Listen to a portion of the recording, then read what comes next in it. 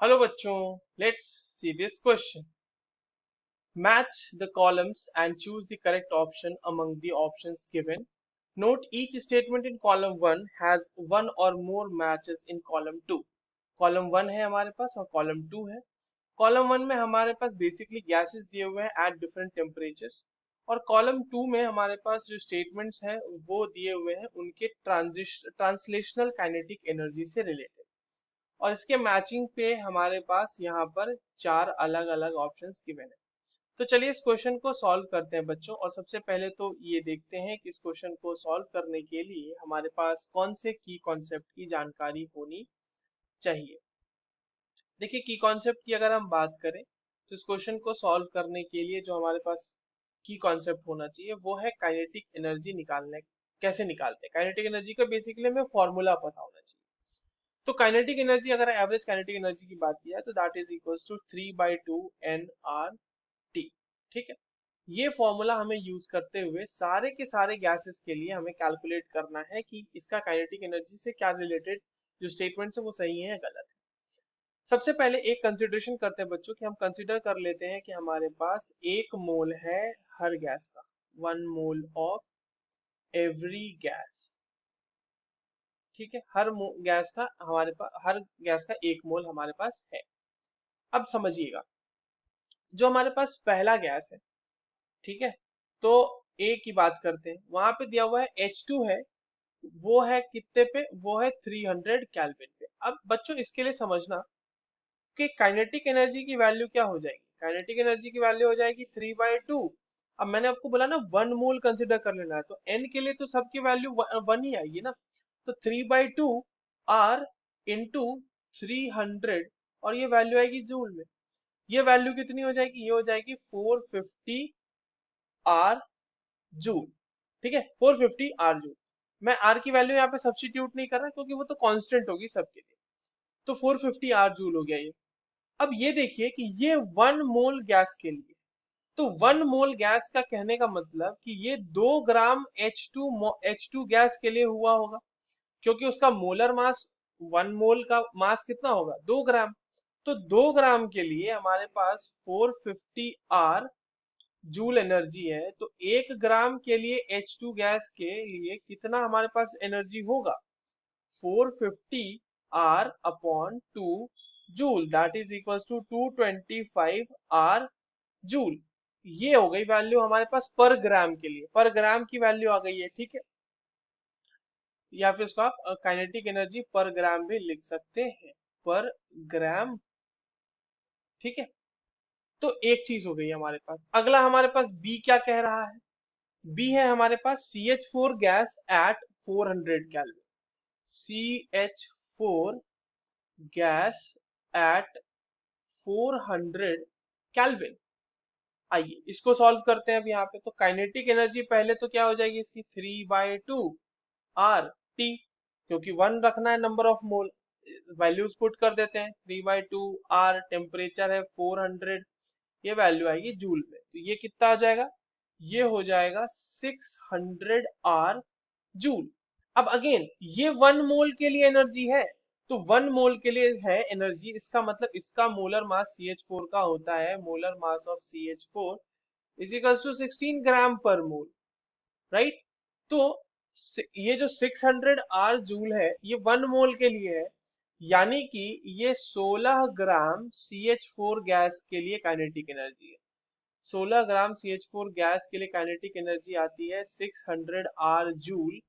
तो बच्चों kinetic energy per ग्राम कितना हो जाएगा? वो हो जाएगा 600 divided by 16 R joule. This is equals to 37.5 R joule. ठीक है. अगला हमारे पास क्या है? C option. सी ऑप्शन कह रहा है O2 एट 900 केल्विन. तो O2 gas at 900 kelvin. Kinetic energy क्या हो जाएगी? तो 3/2 RT जूल में आएगी ये वैल्यू. 3/2 इंटू आर को आर ही छोड़ दो, टेम्परेचर 900 केल्विन, तो उसको रख दिया हमने, जूल में आ गई ये वैल्यू. अब ये वैल्यू कितनी हो जाएगी? ये हो जाएगी ये वैल्यू हो जाएगी 1350 जूल. अब देखिए ये भी 1 मोल के लिए है, इसका मतलब अगर O2 की हम बात करें तो उसका मोलर मास क्या होता है, molar mass of O2 32 gram per मोल। इसका मतलब कि ये जो एनर्जी है ये 32 ग्राम्स के लिए है, यानी कि 32 ग्राम्स O2 गैस के पास कितनी काइनेटिक एनर्जी है, 1350 जूल। तो काइनेटिक एनर्जी पर ग्राम की वैल्यू क्या हो जाएगी बच्चों, पर ग्राम की वैल्यू हो जाएगी 31350। अच्छा ये आर में आएगी वैल्यू, यहाँ पे आर भी होगा लिखा हुआ आर, ठीक है, ये आर डिवाइडेड बाय 32। ये वैल्यू कितनी आ जाएगी बच्चों हमारे पास, जूल में ये वैल्यू आने वाली है, ये हो जाएगा 42.18 जूल पर ग्राम की वैल्यू कर रहे हैं हम लोग। और लास्ट है हमारे पास हीलियम गैस। तो हीलियम गैस तो बहुत ही आसान सी बात है, helium gas at 600 kelvin kinetic energy क्या हो जाएगी बच्चों, इसके लिए काइनेटिक एनर्जी हो जाएगी 3/2 R T, that is equals to 3/2 R into 600 joule, और ये वैल्यू आ जाएगी आपके पास 900 जूल।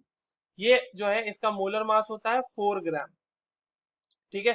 तो 4 ग्राम हीलियम गैस का मास है, मतलब 4 ग्राम हीलियम गैस के पास काइनेटिक एनर्जी है 900 आर जूल होगा बच्चों यहाँ पे। तो 900 आर जूल तो 1 ग्राम के लिए, या फिर काइनेटिक एनर्जी पर ग्राम को अगर हम लिखें तो वो क्या हो जाएगा 900 आर डिवाइडेड बाय, यहाँ पर भी आर छूट गया था, ये आर लिख लेते हैं, डिवाइडेड बाय 4 जूल। तो ये हो जाएगा 225 आर जूल, ठीक है। अब देखिए ये हमें कैलकुलेट करना था, हमने कर लिया है। अब हमारे पास ऑप्शंस क्या क्या है, H2 का किसके साथ मैच करेगा, तो H2 का आप देखो अगर ध्यान से, तो आपके पास H2 जो है, तो अब हमारे पास H2 अगर आप देखो तो H2 का क्या है बच्चों, H2 का जो पर मोल है ट्रांसलेशनल एनर्जी, काइनेटिक एनर्जी, वो 450 आरजे है। तो पहले तुम काइनेटिक एनर्जी की वैल्यू देखते हैं पर मोल के लिए सबसे ज्यादा किस में है, तो वो आप देख सकते हैं, वो सबसे ज्यादा आपको मिलेगी ऑक्सीजन के केस में, ठीक है। तो C जो होगा हमारा O2 एट 900 केल्विन, उसका मैच हो जाएगा maximum translational energy, kinetic energy per मोल, यानी कि C का मैच कर रहा है हमारा P से, ठीक है।